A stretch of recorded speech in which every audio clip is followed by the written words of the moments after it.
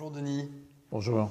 Donc, tu es directeur de programme à la FIN et vous venez de terminer au travers de plusieurs mois une étude avec plus de 200 participants sur les risques liés au numérique.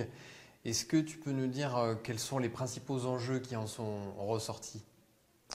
Alors, effectivement, dans l'expédition qu'on a menée, qu'on a intitulée Numérique tout risque, ce qui nous intéressait, c'était de voir la relation du numérique au risque et aux crises. Actualité oblige. Et donc, ce qui est intéressant dans cette exploration, c'est de passer justement le numérique au prisme des tensions que l'on a pu vivre, que ce soit en termes de facilitation dans des contextes tels que le confinement, mais aussi de fragilisation, puisque le propre d'une crise, c'est son caractère imprévu, mais aussi on va souvent vivre des phénomènes d'accumulation de crises. Et d'ailleurs, on l'a vécu pendant le confinement avec, par exemple, des CHU qui ont subi des attaques informatiques en pleine crise Covid. Et donc, on voit bien que le numérique, il faut l'envisager, il faut savoir aussi l'envisager de façon résiliente, pour ne pas dire frugale parfois, si l'on veut tenir les éléments clés que sont des appareillages qui continuent à fonctionner, des communications qui puissent se poursuivre. Donc ça nous a amené à travailler sur un certain nombre de scénarios que l'on publie, des pistes d'innovation où l'on envisage le numérique comme une ressource dans des contextes finalement de contraintes extrêmes et notamment la question des infrastructures numériques qui doit être envisagée sous un angle parfois low-tech, alors que le numérique est plutôt associé au high-tech. Aujourd'hui, on parle beaucoup d'intelligence artificielle, de 5G, etc. Mais comme on l'a vu avec la catastrophe de la Roya dans les Alpes-Maritimes, eh bien dans ce cas-là, il n'y a plus du tout de réseau. Donc ça pose la question de qu'est-ce qu'on fait avec le numérique dans ce cas-là. Et la place des territoires dans ces enjeux de résilience, j'imagine qu'elle est assez centrale. Est-ce que vous avez identifié des actions prioritaires que les territoires pourraient mettre en place justement pour développer la résilience? Alors, effectivement, ça corrobore d'ailleurs un chantier auquel on avait participé, qui était un bootcamp de l'ADEME il y a 3 ans, où l'on constatait que des défis, que ce soit en termes de mobilité, en termes d'énergie, appellent la constitution de réseaux multi-acteurs à l'échelle territoriale. Et le numérique a un rôle à jouer là-dedans, dans justement la médiation, l'échange d'informations entre ces parties prenantes. Parce qu'aujourd'hui, finalement, on est dans une société où il y a des logiques de réseau, mais par filière, par domaine. Mais dès que l'on raisonne en transversal, là, il y a beaucoup moins d'espace de dialogue et il y a besoin de compétences à la fois de médiation et d'animation.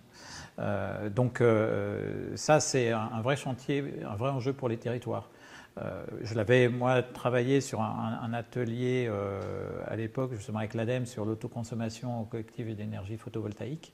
Eh bien, on se rend compte que, par exemple, quand il s'agit de faire dialoguer un opérateur d'énergie, des entreprises qui disposent des surfaces pour capter le solaire, des habitants, dont c'est leur domicile, et des agents territoriaux, eh bien aujourd'hui, sur des situations comme ça, on n'a pas les espaces de dialogue. Et comment on peut les concevoir et les renforcer, les augmenter, notamment par les usages du numérique. Ouais, donc tout l'intérêt des tiers-lieux justement. Exactement. Les tiers-lieux qui vont avoir cette fonction de transversalité, de par leur ouverture, et qui sont essentiels. Alors nous, on avait dans le passé travaillé avec l'expédition Soft Place sur la relation justement des lieux d'hybridation de l'innovation.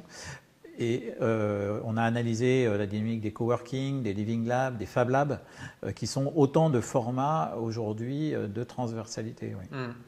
Alors, on a commencé par les risques, mais il y a toujours le versant aussi des opportunités. Il y a tout le mouvement de la Tech for Good sur les questions de développement des territoires, de résilience, de transition. Est-ce que tu as identifié des exemples, des cas d'usage en termes de technologie qui participent à cette résilience et cette transition?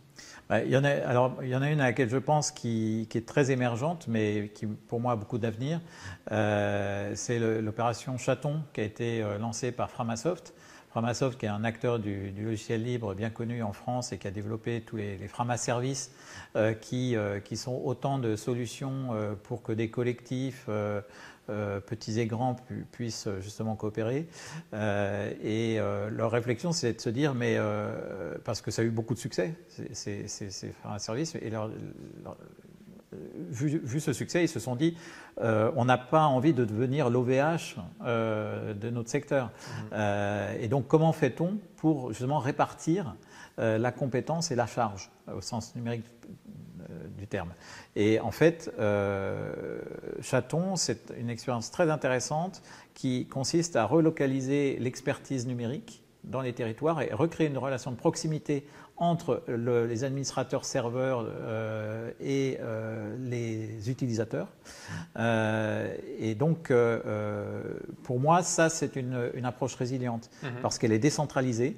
Elle peut tout à fait se concevoir avec des modalités même de consommation électrique frugale. Parce que quand vous avez un méga data center, ok, il y a une optimisation du fait de la concentration, mais c'est quand même très consommateur d'énergie à un point donné. Donc en situation de crise, on renforce d'autant plus les situations critiques. Confère l'incendie d'OVH à Strasbourg. Alors que si vous avez en effet des compétences numériques et des serveurs, des bases de données qui sont extrêmement réparties sur le territoire, eh bien la probabilité que le lien soit coupé, inaccessible, est plus faible. Ça rejoint justement les solutions qu'évoquait Serge tout à l'heure avec Immersion 4. Merci Denis pour le débriefing de l'étude que vous avez menée. On va poursuivre avec un autre exemple de Tech for Good avec l'application OneSave eDay que Maxime Leroux va venir nous présenter en compagnie de Pierre Quintard qui préside l'Institut Jane Goodall France.